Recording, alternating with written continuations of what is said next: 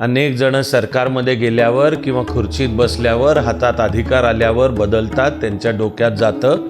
मला सगळं माहिती आहे, पण तुमच्या बाबतीत सांगा म्हटलं. तुझी स्टाईल माहिती आहे की तू बाहेरून शो करतोस एकदम तडफदार स्वच्छ असल्याचा, पण तू प्रत्येक ठिकाणी हात मारत नाही. तू कुठल्या तरी एखाद दुसऱ्या केसमध्ये मजबूत खातो, पण त्या एका केसमध्ये सगळं खातो. हे आता लोंढा हा बेकायदेशीर आहे, मी 5 मिनिटं देतोय आणि सगळे इथनं निघा, अन्यथा कडक कारवाई होणार आहे. हा अधिकारी म्हणला की आत्तापर्यंत तुझं जिथं पोस्टिंग झालंय अशा प्रत्येक ठिकाणी तुझी एक बाई आहे. तुझ्या मनात एका क्षणभरासाठी सुद्धा जर ही शंका जरी आली असेल की शक्य आहे बुवा अविनाश धर्माधिकारी पैसे गोळा करतील, मी त्याला म्हणालो की हा माझा आजपर्यंतच्या जगण्यातला मी सगळ्यात मोठा पराभव मानेन. ताणतणावांना सामोरं जाताना एक आतली व्रतस्थ कणखरता जपत योग्य विधायक परिवर्तनाकडे आपण जाऊ शकतो, याचा हा आनंददायक अनुभव.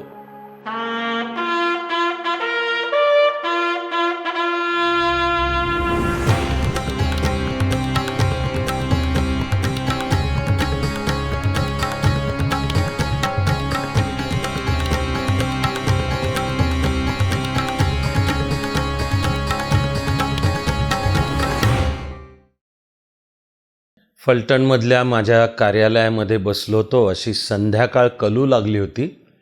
मला पुण्यातून फोन आला माझ्या एका उत्तम मित्राचा की IAS व्हायच्या आधी मी पुण्यातल्या ज्ञानप्रबोधिनी प्रशालेमध्ये शिकवत होतो. आधी तिथला विद्यार्थी, मग माझ्याबरोबरचा सर्व सामाजिक संघटनात्मक राष्ट्रीय कामातला सहकारी, उत्तम खेळाडू, उत्तम इंजिनियर आणि घनिष्ठ मित्र तेव्हाही आणि आजही. त्याचा फोन आला की भेटायला यायचंय, तर मी आत्ता पुण्यातनं निघालो, तर येऊ का आणि आपण भेटू शकू का. मला फोनवरच्या त्याच्या बोलण्यामध्ये एक सेन्स ऑफ अर्जन्सी, काहीतरी त्याच्या मनात फार महत्त्वाचं आहे, काहीतरी अस्वस्थ करणारं आहे. आणि आता तो ज्यासाठी म्हणतोय की आत्ता पुण्यातनं निघून पोचतो फलटणला त्याच्या मोटरसायकलवर, तर मी त्याला सांगितलं ये आणि घरीच ये. मधल्या वेळामध्ये तो पोचेपर्यंत माझं काम संपवून मी सरकारनी म्हणजेच समाजाने दिलेला बंगला, त्याला छान बाहेर आवार, छान बाग, तर घरी पोचलो. हा पुण्यातून आल्यानंतर आम्ही आधी जेवलो. जेवताना आमच्या 2 माणसांच्या गप्पा चालतील तशा चालू होत्या, पण मला जाणवत होतं की काहीतरी मनावर ओझं आहे, त्याला ते माझ्याशी बोलायचं आहे. म्हणून मग जेवण संपल्यावर आम्ही बाहेर छानपैकी बागेमध्ये, आता एव्हाना रात्र झाली होती, खुर्च्या टाकल्या आणि म्हणालो त्याला की बोल, काय आहे मनात तुझ्या. तो म्हणाला की एक प्रश्न विचारायला आलो मी, आणि मला इतका मी अस्वस्थ आहे की मला असेल तसं आत्ताच्या आत्ता यायचं आहे, म्हणून विचारलं. पुण्यामध्ये फर्ग्युसन रोडला तरुण पिढी जिथे बसते अशी सुप्रसिद्ध 2 अड्डे, वैशाली आणि रुपाली, त्यातले हे काही मंडळी रुपालीमध्ये चहा पीत बसले होते आणि काहीतरी गप्पांमध्ये माझं नाव आलं, उल्लेख आला, आणि हा माझा मित्र आणि आणखी बाकीचे 2-4 तसे खूप जरा आनंदाने बोलायला लागले. एक शेजारच्या टेबलवरचा माणूस उठून आला आणि म्हणाला, तुम्ही ज्यांच्याविषयी बोलताय ते अविनाश धर्माधिकारी, म्हणजे तो आत्ता IAS झालेला वगैरे वगैरे तोच का. तर आधी आनंदाने आमचे मित्र हे बसलेले हो हो म्हणले आम्ही त्याच्याच विषयी. तर तो माणूस यांना सांगायला लागला की काय सांगू नका त्याच्याविषयी, ही खूण आहे, टिपिकल सरकारमधली ही खूण, म्हणजे पैसे गोळा करणे, पैसे गोळा करणे. तो माणूस माझ्या या मित्राला आणि त्या बाकीचे की तुम्ही काय त्याच्या नावाचं सांगू नका मला, त्यांनी मजबूत पैसे गोळा करायला सुरुवात केलेत. आधी ह्याच्या सकट माझे मित्र चिडले, त्याला काय वाटेल ते बोलताय काय. तर तो म्हणाला की नीट माहिती विचारा की अमुक वेळी हे महापालिकेत होते का नाही, आणि मी 10,000चं पाकीट त्यांना दिलं आहे हे म्हणणार. आणि हे 86-87 सालातले 10,000, म्हणजे आता त्याच्यावर किती शून्य ठेवायची तुम्ही विचार करा. आणि हा माणूस तो माझा मित्र खलास झाला की जो सांगतोय मी दिले.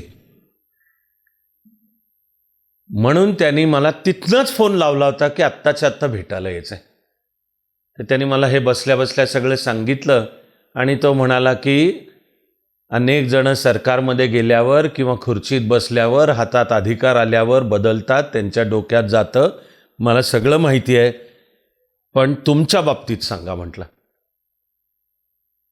तर मी पण हे सगळं ऐकलं आणि त्याला माझी पहिली प्रतिक्रिया होती की प्रदीप, तुझ्या मनात एका क्षणभरासाठी सुद्धा जर ही शंका जरी आली असेल की शक्य आहे बुवा अविनाश धर्माधिकारी पैसे गोळा करतील, मी त्याला म्हणालो की हा माझा आजपर्यंतच्या जगण्यातला मी सगळ्यात मोठा पराभव मानेन की माझं काहीतरी गंभीर चुकलं आहे माझं, की एक क्षणभर तरी तुझ्या मनात ही जर कल्पना आली असेल. तर तसा तो लगेच म्हणाला की नाही, असं एखादी आगीची ज्वाळा क्षणभरासाठी स्पर्श करून जाते, तो चटका बसतो, तसा म्हणला तो क्षण होता. आणि अर्थात मला खात्रीच होती ना, मी त्याही माणसाला सांगितलं. पण या प्रसंगाने माझ्या मनावर खोल चरा उमटवला की जणू ती आगीची ज्वाळा अशी गेली स्पर्श करून, पण तो आगीचा चटका बसल्याची जी खूण राहते, की टेन्शन, ताण एक प्रकारचा, की आईशपथ आपण एकतर इथे आपण ज्या खुर्चीवर बसलो आहोत, लोकांना वाटतंय की सगळं प्रशासन भ्रष्ट असतं, हे पैसेच गोळा करतात. IASचे निकाल आले आणि मी IAS झाल्याचं आमच्या पुण्यात आधी मी जिथे राहत होतो त्या सोसायटीमध्ये कळल्यावर एक समोरच्या घरात राहणारे 2 आधी मित्र, पण ते मला येऊन म्हणतायत, हां अविनाश आता काय राव, तर ते म्हणजे खोऱ्याने पैसे ओढणे ही त्यांची खूण होती की आता काय IAS झाला म्हणजे काय आता खोऱ्याने पैसे ओढणे, समजूतच लोकांची. आणि इथे आपला निश्चय की आपल्याला वैयक्तिक पातळीवरच नाही, आपल्याला आपल्या हाताखालची व्यवस्थासुद्धा स्वच्छ आणि कार्यक्षम करून ठेवायचे असते, हे दाखवायचं आहे. तिची पारदर्शकता मला काम सुरू केल्यावरचा काळ प्रचंड ताण जाणवत होता मनांवर. एका बाजूला फार मोठ्या प्रमाणात लोकांचीच समजूत की हे काय पैसे खातात, दुसऱ्या बाजूला आपण ज्या व्यवस्थेच्या वर बसलोत, तर हाताखालचे कागदपत्र, फायली, GR, कायदे तयार करून समोर आणतात. आणि कितीही डोळ्यात तेल घालून सावधपणे पाहायचं म्हणलं तरी शेवटी प्रशासन हे टीमवर्क आहे. आणि त्यातली एक जरी साखळी कच्ची असेल, एक जरी साखळी मनाने दुष्ट असेल, नियत खोटी असेल, त्यांनी असं काहीतरी चुकीचं मांडलं, पण अधिकारी म्हणून एकदा माझी सही झाली की जबाबदारी माझी आहे, तर कसं काय बुवा की आपल्या हातनं काही चूक झाली तर? आपण एखादा घेतला निर्णय फायलीवर आणि नंतर निष्पन्न झालं की ह्याच्यामध्ये राडाव, तर रोजची कामं असतात आणि ते कोट्यवधींचे व्यवहार असतात. कॉन्ट्रॅक्ट्स आहेत, टेंडर्स आहेत, रस्ते आहेत, प्राथमिक आरोग्य केंद्र आहेत, सिंचनाच्या योजना आहेत, आणि ती कामं वेळच्या वेळी करायला सह्या तर करायच्या असतात. ताण जाणवलं मला. आणि या प्रदीपच्या या प्रसंगाने तर मनावर प्रचंड ओरखडा उमटवला. आणि मी त्या अस्वस्थतेमधून फोन केला वरिष्ठ IPS अधिकारी अरविंद इनामदार सर, की मधल्या काळामध्ये त्यांच्याशी एक छान वडिलकीचं नातं तयार झालं होतं. अरविंद इनामदार साहेब हाही असा तेज, तर्रार, तडफदार अधिकारी. मी ज्या वेळेला त्यांना फोन लावला की सर भेटायचं आहे, त्यांचं पोस्टिंग मुंबईत होतं आणि त्यांच्या नावाचा जबरदस्त दराराही होता. एकदम असलं तर एका बाजूला गुन्हेगारी जगत, पण दुसऱ्या बाजूला आवश्यक तिथे राजकीय जगतात सुद्धा की यांच्याशी पंगा घेऊ नका. मी सुदैवाने त्याही वेळेला आधी IAS व्हायच्या आधीसुद्धा मी भरपूर प्रोफेशनल क्रिकेट पण खेळलेलो आहे. तर ते खेळणं माझं IAS झाल्यावरही चालू राहिलं. आणि मला सुदैवाने मग मी IAS असोसिएशनचाही सदस्यही होतो आणि IASच्या टीमकडनं खेळायचो. आमच्या शनिवार रविवार मॅचेस व्हायच्या, त्याला मला बोलवलं जायचं रीतसर. तशी एक वेळ गाठून आली की मुंबईमध्ये, आणि मग ती वानखेडे किंवा ब्रेबॉनवरच होते आमची मॅच. आणि मी इनामदार सरांशी विचारलं की भेटायचं आहे. तर त्या दिवशीच आमची मॅच संपल्यानंतर भेटायला गेलो आणि माझ्या मनातलं हे दुःख, हा ताण, हे टेन्शन त्यांना सांगितलं. तर अर्थातच त्यांच्या ज्येष्ठ वडिलकीच्या आणि अनुभवाने समृद्ध झालेल्या नात्यांनी ते अतिशय प्रेमाने हसले. मला म्हणले, अविनाश तुला एक किस्सा सांगतो. इनामदार साहेबांच्या कारकिर्दीमध्ये कोणी एक विशिष्ट पोस्ट, दुर्दैवाने त्यावेळी जे त्यांचे वरिष्ठ होते हे काय सरळ नव्हते. अनेक तऱ्हांचे अनिष्ट शब्द जरा मी वापरत नाही, पण त्यांच्या जरा होत्या अनेक तोंडानी बोलू नयेत अशा अपेक्षा, आणि ते काय इनामदार साहेब काय त्या पूर्ण करणार नाहीत. प्रशासकीय व्यवस्थेनुसार संबंधित वरिष्ठ असल्यामुळे इनामदार साहेबांच्या कामाचं इन्स्पेक्शन करण्याचे अधिकार त्या वरिष्ठांना होते. आणि मग ते इन्स्पेक्शनचा मेमो म्हणजे मुद्दे, की इन्स्पेक्शनमध्ये आढळलेल्या त्रुटी, तर मला इनामदार सर म्हणाले की ते आले, त्यांनी माझ्या कामाचं इन्स्पेक्शन केलं. खूप प्रयत्न केला काहीतरी शोधण्याचं, एकूण मिळून त्यांना काही सापडलं नाही. खरं म्हणजे प्रशासनात त्यातली युनिफॉर्म सर्व्हिस, पोलीस ही वर्दी असते, तरी काही शालीन संकेत आहेत की तसं हे दोघंही IPSच अधिकारी ना, इनामदार सरांचे वरिष्ठ असले तरी. तर उदाहरणार्थ एक संकेत आहे की मी आयुष्यभर तो पाळला की मुळात भेटायला आलेला कोणी नागरिकसुद्धा की सन्मानाने त्याला बसा म्हणा, आणि अहो दादा, अहो ताई, आणि सांगा काय तुमचं काम आहे. इथे तर प्रशासनातलं टीमवर्क म्हणजे सहकारीच आहेत, तर अधिकारी जरी हाताखालचा असला तर एक बेसिकली त्याच्याशी माणूसपणाच्या सन्मानानेच वागायचं आहे. पण हे वरिष्ठ तसे नव्हते वागत. त्यांनी इनामदार सरांना उभंच ठेवलं, आणि थोडा तो पोलीस आणि विशेषतः वर्दी प्रशासनातलाही संकेत आहे की वरिष्ठांच्या समोर ते बस म्हणत नाही तोवर बसायचं नाही, उभं राहतात. इनामदार सर उभे युनिफॉर्ममध्ये होते, उभेच होते. मग ह्या अधिकाऱ्यांनी, वरिष्ठांनी म्हणणं चालू केलं, म्हणाले तुझी स्टाईल आम्हाला माहिती आहे. एक तर अरेजारीत, काही वेळा ते प्रेमाने पण येऊ शकतं, पण या प्रसंगात ते प्रेमाने नव्हतं, ते थोडीशी तुच्छता दाखवायला. मला इनामदार सर म्हणाले की ते वरिष्ठ मला म्हणायला लागले की तुझी स्टाईल माहिती आहे की तू बाहेरून शो करतोस एकदम तडफदार स्वच्छ असल्याचा, पण तू प्रत्येक ठिकाणी हात मारत नाही. तू कुठल्या तरी एखाद दुसऱ्या केसमध्ये मजबूत खातो, पण त्या एका केसमध्ये सगळं खातो, असं ते वरिष्ठ इनामदार सरांना म्हणतात. ज्यांची आणि माझीसुद्धा एकमेव पक्की निष्ठा आपलं कॅरेक्टर, कामावरची निष्ठा आणि काम सरळ, त्याला हे तोंडावर म्हणतायत की तुझी स्टाईल माहिती आहे, तू सारखा हात मारत नाही इतर अधिकाऱ्यांसारखा प्रत्येक ठिकाणी, पण कुठल्या तरी एकाच ठिकाणी त्याच्यात म्हणजे 100 सुनार की एक लुहार की. तर इनामदार सर शांतपणे उभे होते. मग हे वरिष्ठ म्हणाले की तुला हव्या त्या ठिकाणचं पोस्टिंग मिळवायलाही तू कुसुमाग्रजांच्या द्वारा सरकारकडे जॅक लावतो.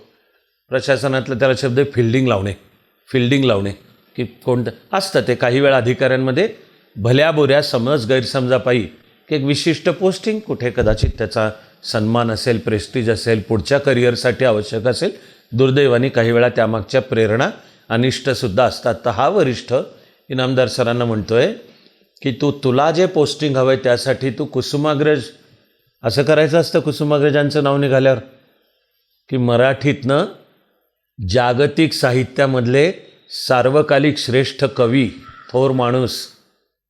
तर हा वरिष्ठ इनामदार सरांना म्हणतोय की तू सरकारकडे कुसुमाग्रजांच्या द्वारा दबाव आणतो, मला अमुक पोस्टिंग द्या. तरी इनामदार साहेब शांत उभे होते. आणि मग हा अधिकारी म्हणला की आत्तापर्यंत तुझं जिथं पोस्टिंग झालंय अशा प्रत्येक ठिकाणी तुझी एक बाई आहे.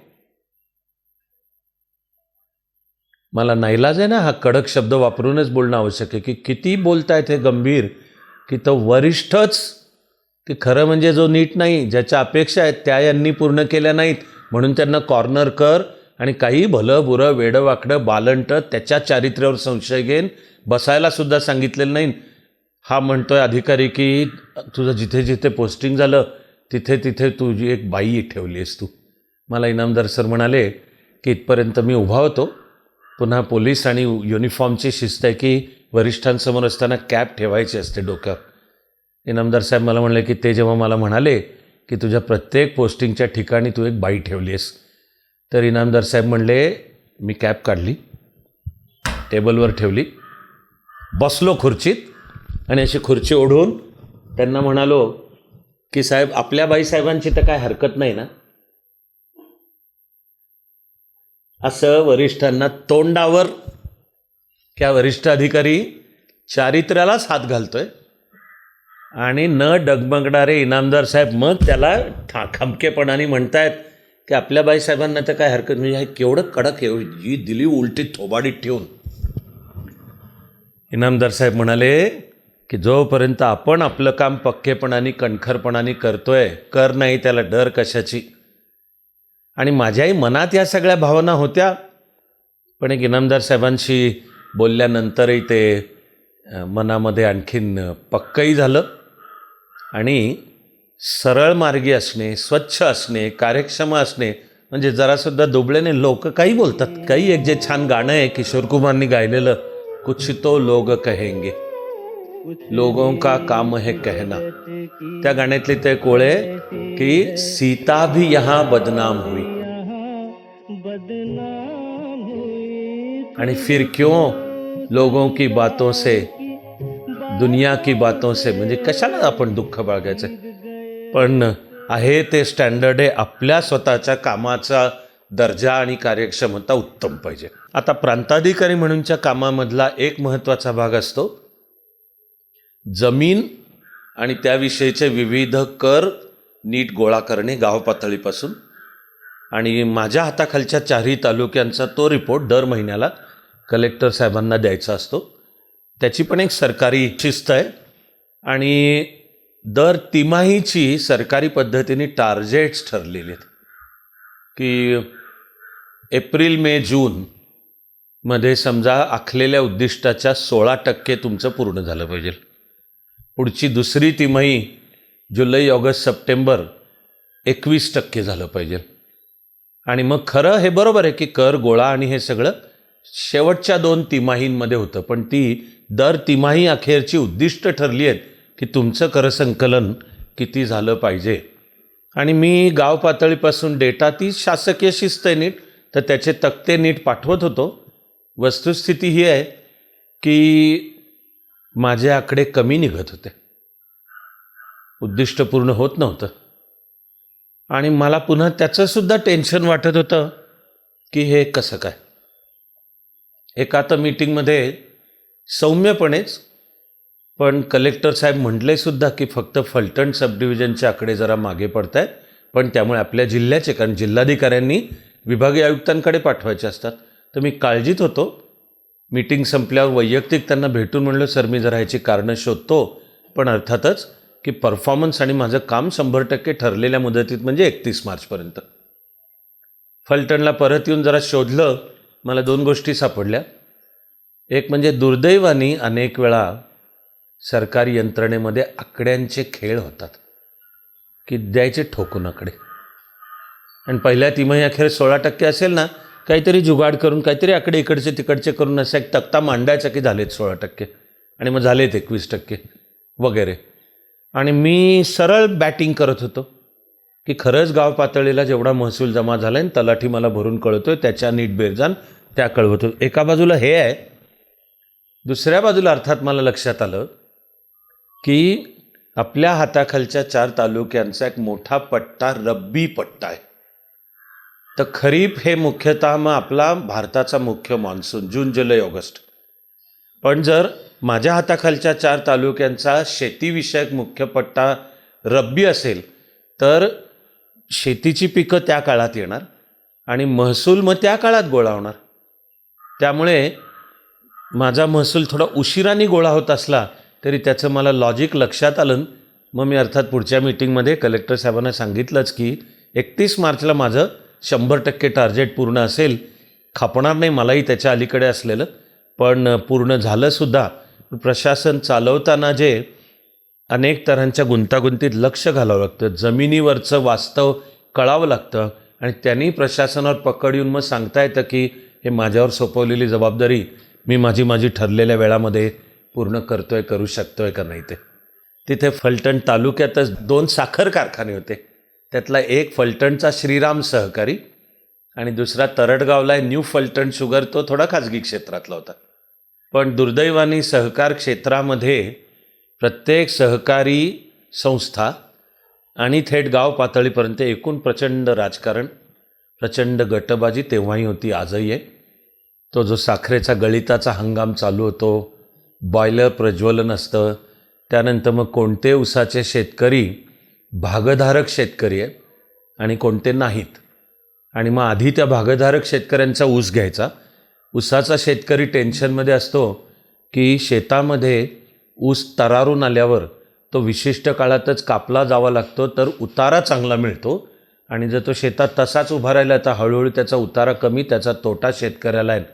याभोवती साखर कारखान्यांचं किंवा सहकारी चळवळीचं राजकारण चालतं. प्रसंगी त्यामध्ये अनेकदा फार लाठ्याकाठ्यांची भाषा. तर यातल्या एका साखर कारखान्याची होती जनरल बॉडी मीटिंग आणि इंटेलिजन्सकडनं मला बातम्या मिळत राहिल्या की राडा होणार आहे या मीटिंगमध्ये. आणि जे किमान 2 गट आहेत यांनी चक्क ट्रक भरभरून गुंड पण आणलेत आणि तयारी पण केली आहे की तिकडं राडाच होणार आहे. त्यामुळे अर्थात मी आधी जिथे ती GB मीटिंग होती त्याचं इन्स्पेक्शनही करायला गेलो. पहिल्यांदा सगळं असं पाहिल्यावर आधी वाटलं आहे सगळं नीट आहे.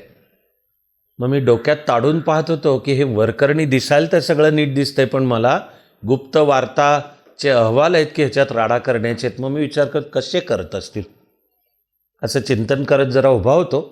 सहकारी अधिकारी आणि पोलीससुद्धा होते उभे. मला जाणवलं की जिथे ती मीटिंग होती तिथे असं त्या सभागृहाच्या दोन्ही बाजूला अशा वर फरशा घातलेल्या होत्या.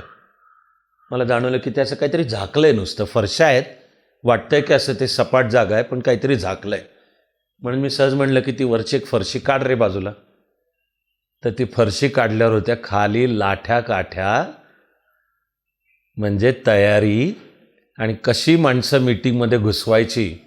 आत येताना वाटल्यास येतील मोकळ्या हाताने, पण तिकडं आत राड्याची तयारी आधीच आहेच. आणि एवढं सगळं झाल्यावर मात्र मग मी संबंधित गटाच्या सर्व नेत्यांना ऑफिसवरही बोलवलं आणि मग मात्र तसा कचकावून दम दिला की मला कठोर कारवाई करावीच लागेल. आणि आता ही मीटिंग, त्याची ही मिनिट्स आणि मी तुम्हाला समज देतो, हे मी लेखी पण ठेवतो आहे. तर जनरल बॉडी मीटिंगही शांततेमध्ये पार पडली. पण ते चिन्ह तिकडे साखरवाडी तरडगावच्या जवळची तिथल्या कारखान्याच्या इथे सुद्धा एक सभा होती, तिलाही राजकीय रूप आलं आणि तिच्यामध्ये राडा म्हणजे फार दंगल होण्याची वेळ आली होती. माझ्या मेंदूवर ते क्षण आजपर्यंत आहेत की आधी मी होतो मुख्यालय म्हणजे फलटणला. हे ठिकाण एक साधारण 23-25 किलोमीटरवर आहे आणि बंदोबस्त सगळा पोलीस व्यवस्थित करतही होते आणि तो माझा पोलीस सहकारी पण एक कार्यक्षम अधिकारी होता. आणि वायरलेस आणि वॉकी टॉकीवर संपर्क असतात.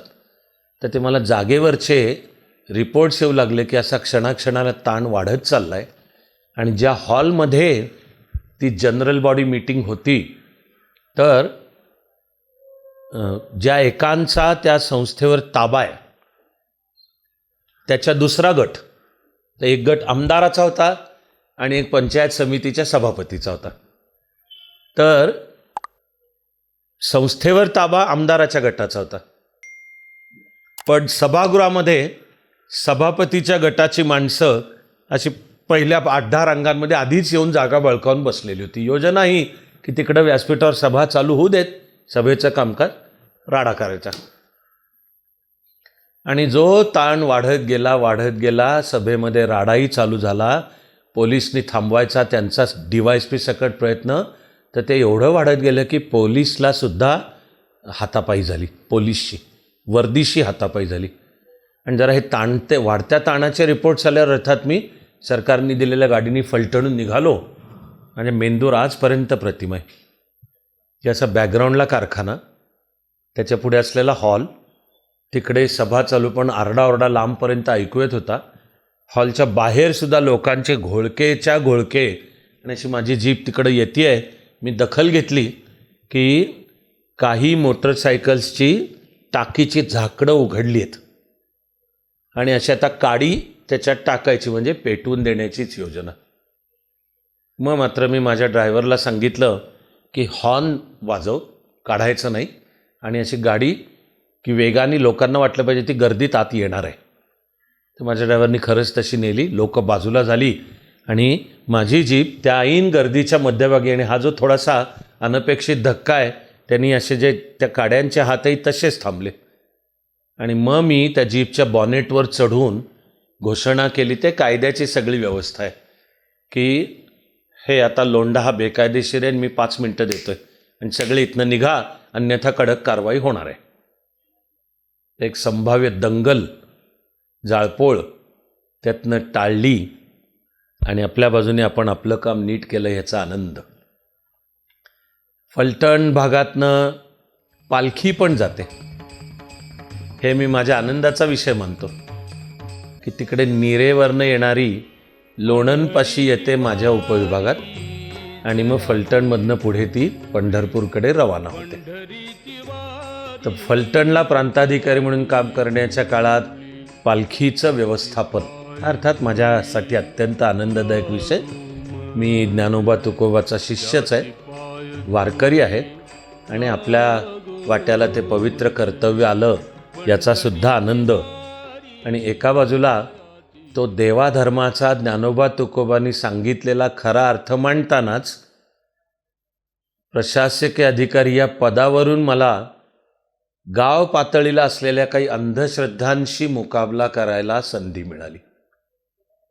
तिकडे एका गावामध्ये वार्षिक यात्रा असायची, आणि काय यात्रेची पद्धत, तर जो एक असा खडक की तो म्हणजे गावचा देव, आणि असं लांबून तरुणांनी पळत यायचं आणि त्या दगडावर धडक मारायचे. आणि हा सन्मान म्हणे गावातल्या दलित तरुणांचा असायचा. तर तिकडे साताऱ्याला राहणारे नरेंद्र दाभोळकर, त्यांची अंधश्रद्धा निर्मूलन समिती, ती ज्या विविध विषयांवर काम करत होती, सामाजिक कामामध्ये माझा त्यांचा आधी परिचय होता, त्यातून गावातला हा मुद्दा समोर आला. आम्ही ठरवलं की ही गावातली प्रथा बंद करायची. मग अर्थातच नुसतं हुकमानी नसतं होत काम, परिवर्तनासाठी मनं बदलावी लागतात. तर मी त्या गावामध्ये जाऊन सर्व गावकऱ्यांची मीटिंग घेतली, आणि तरुण पण होते आणि गावातले वडीलधारी मंडळी पण होती. तसा गावाला एक अभिमान होता की ती आमच्या गावाची प्रथा आहे, खूप दीर्घकाळपासून चालली आहे, अशी कशी एकदम बंद करणार. काही जणं आणि म्हणणाऱ्यांमध्ये गावातले काही दलित पण होते की साहेब आमचा तो सन्मान आहे. लांबून पळत येऊन त्या खडकावर आपटायचं, डोकी फुटायची, रक्तबंबाळ, काही बेशुद्ध होत आहेत, पण असं वाटतं की जणू हा आमचा सन्मान आहे. मी गावातल्या मीटिंगमध्ये मग विचारलं की जर तो सन्मान असेल तर तो फक्त दलितांना काय. मग गावातल्या काही वडीलधाऱ्यांकडे मी बोट दाखवून की तुम्ही पण हा सन्मान घ्या की. मग गावामध्ये घमासान चर्चा झाली, वितंडवाद पण झाला. काही वडीलधाऱ्यांनी पण आग्रह धरला की बदलायला पाहिजेत या प्रथा, त्याही वरनं भांडण झालं. मग भांडणामध्ये आलं की नाही म्हणजे तुम्ही कोंबडी कापताय आणि दारू पिताय, हा कुठला आला धर्म, ह्याच्यात नाहीच आहे धर्म. पण असं करत गावानी एकत्र बसून ठरवलं की ही प्रथा बंद करायची. ती प्रथा बंद झाली. प्रशासन समाज परिवर्तनाचंही माध्यम असू शकतं, पण सगळे ताणतणावांना सामोरं जाताना एक आतली व्रतस्थ कणखरता जपत योग्य विधायक परिवर्तनाकडे आपण जाऊ शकतो, याचा हा आनंददायक अनुभव.